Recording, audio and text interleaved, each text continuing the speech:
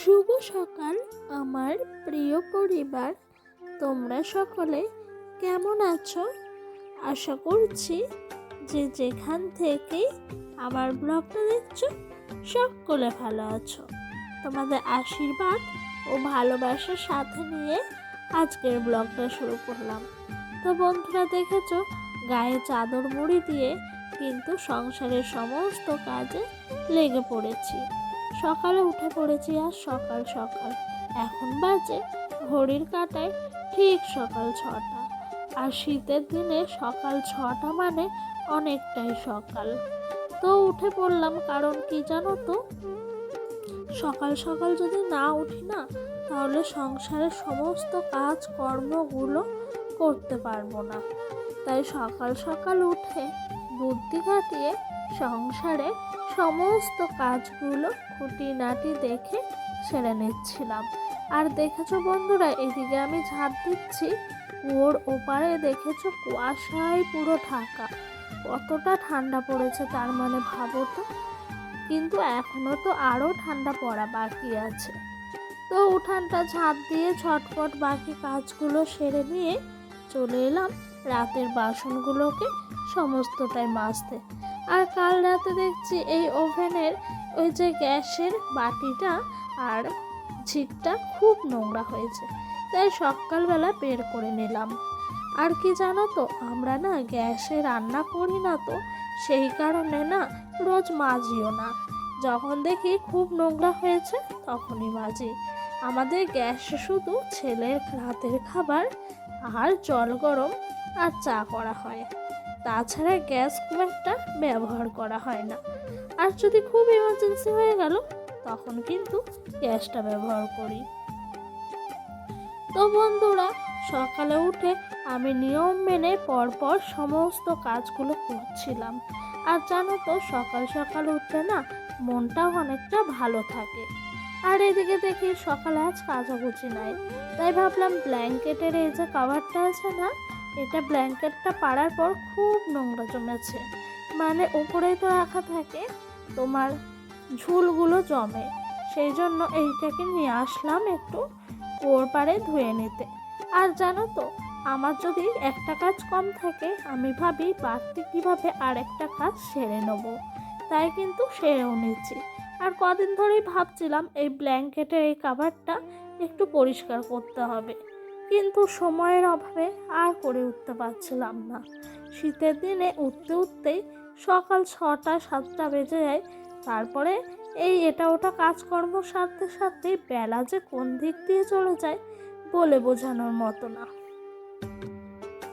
আর জানো তো বন্ধুরা, শীতের দিনে না বাড়তি কোনো কাজ করাই যায় না। আর এই দিক দিয়ে চলে এলাম উনানটা লেপতে। তো দেখছি ভেতরে প্রচুর ছাই জমেছে। এই ছাইগুলো জানো তো খুব একটা বেশি না, মানে অল্প অল্প ছাই আছে, কিন্তু অনেকটা ফুলে আছে, কারণ উনুনে পাতাল চালে রান্না করি না, সেই কারণে। তো আমি একটু লাঠির সাহায্যে এই ছাইগুলোকে ডলে ডলে দিচ্ছিলাম, যাতে উনানটা একটু নিচু হয়ে পরিষ্কার হয়ে যায়। তো আমার দেওয়া হয়ে গেল। আর এই দিকটা দেখেছি এই কৌটোটার মধ্যে না আমার শ্বশুরমশাইয়ের বুদ্ধি প্রচুর, কি সুন্দর বুদ্ধি খাটিয়ে একটা তোমার বালতির যে ভাঙা মানে হলো হ্যান্ডেল, ওই হ্যান্ডেলটা বাড়তি ছিল, তাই উনি এই কৌটোটার মধ্যে লাগিয়ে দিয়েছে। এতে করে কিন্তু আমার নিয়ে যেতেও খুব সুবিধা হচ্ছে। আমি তো দুয়ার ঘরে জল দিই, সমস্ত জায়গাতে এটা করে দিই, তো একটা একটা করে নিয়ে যেতে গিয়ে 2 হাতে ধরতে হতো। সত্যি এটা করাতে খুব সুবিধা হয়েছে।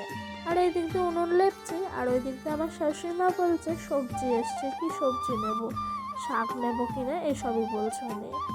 তো আমিও বললাম মোটামুটি পেলে নিয়ে নিতে।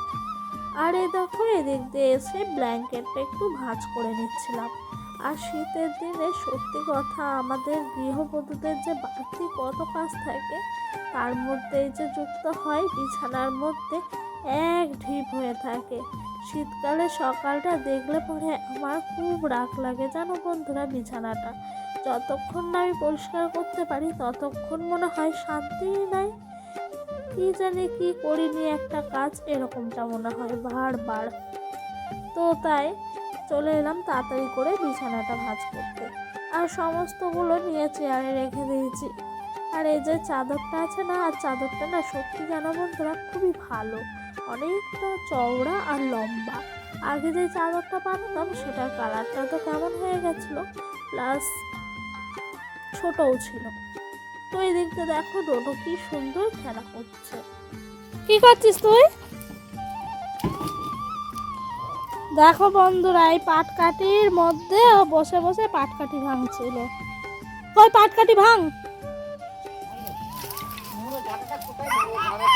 কি জানি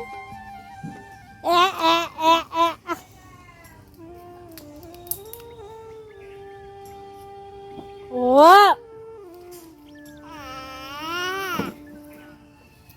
টাটা করে, টাটা। হয়েছে তোর পাটকাঠি ভাঙা হয়েছে?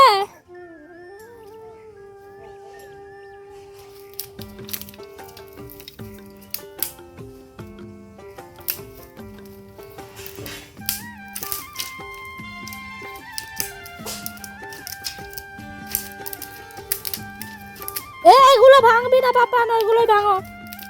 আর বন্ধুরা সকালের খাওয়া দাওয়া সেরে এদিকে চলে এলাম একেবারে দুপুরের রান্না বসাতে। তো প্রথমেই করে নিচ্ছিলাম শাকটা ভাজা। ওই যে বললাম না আমার শাশুড়ি মা শাক নিচ্ছিল, বলছিল নেব নাকি, ওই শাকই নিয়েছে উনি, লাল শাক। তো আগে ভাতটা করছি না কেন জানো, এই কদিন ধরে অত তাড়াতাড়ি ভাতটা করে নিলে না তোমার কি হয়, রাত অবধি না ভাতটা কেমন একটা হয়ে যায়। আর লাস্টে যদি ভাতটা করি না তাহলে রাত অবধি ভাতটা অনেকটাই ভালো থাকে। তাই আমি এখন লাস্টে করছি। আর আমাদের তো খেতে বেলা হয়, ততক্ষণে ভাতটাও তোমার গরম থাকে, সেই কারণে আরও ভাতটা আমার দেরি করেই করা। তো এই দিক দিয়ে ডোডোকে স্নান করালাম, স্নান করিয়ে ঘুম পাড়িয়ে চলে এলাম রান্নার কাছে। তো সমস্তটা কেটে কুটে বেটে নিয়েছি। আর এই পাটকাঠিগুলো দেখছো, এগুলো না মাচার মধ্যে ছিল, আমার শ্বশুরমশাই যেগুলো খারাপ হয়ে যাচ্ছে সেগুলো দিয়ে গেল। আর জানো তো বন্ধুরা আমি সেভাবে পাটকাঠি দিয়ে রান্না কোনোদিনই করিনি। তো পাটকাঠির গন্ধটা না আমার নাকে একটু সহ্য হচ্ছিল না, কিন্তু কিছু করার নাই, করতে হবে। আর এই দিক দিয়ে দেখেছো শুকনো লঙ্কা আর রসুন ফোড়ন দিয়ে দিলাম। আর ফেসোগুলোর জন্য না পাটকাঠিটা নেওয়াও যাচ্ছে না, সেই জন্য কিন্তু তাড়াতাড়ি করে ফেসোগুলো এক জায়গায় করে ঢুকিয়ে দিলাম উনুনের মধ্যে। তাতে করে কিন্তু আমার পাটকাঠিগুলো নিতেও অনেকটা সুবিধা হচ্ছিল। তো বন্ধুরা তারপরে এই দেখো এদিকে মূলো আর আলু একসঙ্গে ভালো করে কষিয়ে নিচ্ছিলাম। আজকে মূলো আলুর তরকারি, শাক, আর কি হবে জানো, আর হয়েছে সকালে আমার শাশুড়ি মা একটু আলু সেদ্ধ ভাত করেছিলেন, আর শ্বশুরমশাই একটু কচু বাটা করেছিলেন। আমি না কোনো দিন কচু বাটা খাইনি, এই প্রথম খেলাম, খুব ভালো লাগলো। তো বন্ধুরা এদিকে আমার তরকারিগুলো সব হয়ে গেছে। তারপরে ভাতের চালটা দিয়ে আমি এবার স্নানে যাব। আমার শাশুড়ি মায়ের তো শরীর খারাপ, তাই উনি বলে ভাতের চালটা দিয়ে তুমি যাও বাইরে কাজগুলো সেরে নাও, মানে কড়াই মাজি, তারপরে তোমার জামা কাপড় তুলে ভাঁজ করি, ঘর বারান্দা সব ঝাঁট দিই, ততক্ষণে কিন্তু ওনার ভাত হয়ে যায় আর আমি উপর দিয়ে দিই। তো এই যে এইদিকে চালটা দিয়ে সমস্তটা রেডি করেই আমি চলে যাব বাড়তি সমস্ত কাজে। তো বন্ধুরা আমার ভিডিওটা তোমাদের কেমন লাগলো অবশ্যই কিন্তু একটা লাইক আর একটা কমেন্ট করে জানিও। আর যদি ভিডিওটা আরও ভালো লাগে চ্যানেলটি সাবস্ক্রাইব করে পাশে থেকো।